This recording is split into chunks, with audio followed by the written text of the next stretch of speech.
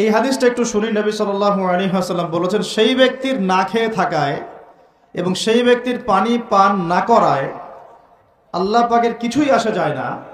যে ব্যক্তি রোজা রেখে মিথ্যা বলা ছাড়তে পারে নাই, অশ্লীলতা ছাড়তে পারে নাই, হারাম ছাড়তে পারে নাই, সেই ব্যক্তির না খেয়ে থাকায়, সেই ব্যক্তির পানি পান না করায়, সেই ব্যক্তি যে স্ত্রী সহবাস করলো না, এগুলোতে আল্লাহ পাকের কিছুই যায় আসে না।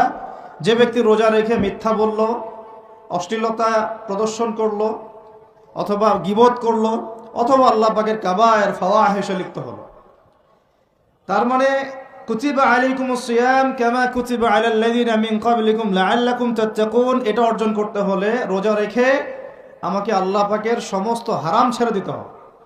যে হালাল স্ত্রী আমি ছেড়ে দিলাম, সেই রোজা রেখে আমি হারাম ভাবে কোনো মেয়ের সাথে কথা বলতে পারি? অ্যাফেয়ার করতে পারে? কফি শপে বসতে পারে? বাইকে ঘুরতে পারে? জিনা করতে পারে? রোজা রাখার অর্থ হচ্ছে আল্লাহর সব হারাম ছেড়ে দেওয়া। এটাই রোজার শিক্ষা, লাআল্লাকুম তাত্তাকুন।